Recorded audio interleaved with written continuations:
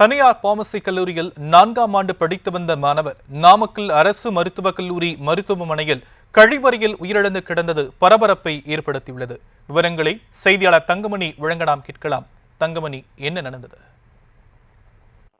வணக்கம். நாமக்கல்லில் அரசு மருத்துவக் கல்லூரி மருத்துவமனையின் கழிவறையில் உயிரிழந்து கிடந்த தனியார் கல்லூரி மாணவர் போதைக்காக அளவு அதிகமான வலி நிவாரண மருந்தை பயன்படுத்தியதால் விபரீதம் என்பது ஏற்பட்டிருக்கின்றது.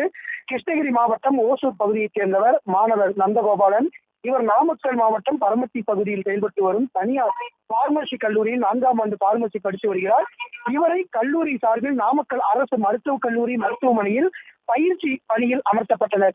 இந்நிலையில இன்று வழக்கம் போல் மருத்துவமனைக்கு வந்த அவர் 3ஆம் தளத்தில் உள்ள பெண்கள் வார்டில் பணியாற்றி வந்தார். அப்போது அங்குள்ள சக நண்பர் ஒருவரிடம் கழிவறைக்கு சென்று வருவதாக கூறிவிட்டு மாணவர்கள் பயன்படுத்தும் கழிவறைக்கு சென்றார். நீண்ட நேரமாகியும் அவர் கழிவறை விட்டு வெளியே வராதால் சக நண்பர்கள் கழிவறையின் கதவை உடைத்து உள்ளே பார்த்த பொழுது வாயில் நுரை தள்ளியவாறு கிடந்துள்ளார். அங்கிருந்து மாணவர் சந்தான கோபாலனை உடல் பரிசோதனைக்காக பார்த்தபொழுது அவர் ஏற்கனவே உயிரிழந்துள்ளதாக தெரிய வந்தது. இது குறித்து வழக்கு பதிவு செய்த நள்ளிப்பாளையம் போலீசார் மாணவர் பயன்படுத்திய கழிவறையில் ஆய்வு செய்த போது அதில் 2 வகையான வலி நிவாரண மருந்து குப்பிகளும் ஊசிகளும் கிடைத்துள்ளது. இதையடுத்து மாணவர் நந்தகோபால் அதிகளவுமான வலி நிவாரண மருந்தினை பயன்படுத்தியதால் உயிரிழந்தது தெரிய வந்தது. இதையடுத்து போலீசார் சக நண்பர்களிடம் தற்போது விசாரணை நடத்தி வருகின்றனர்.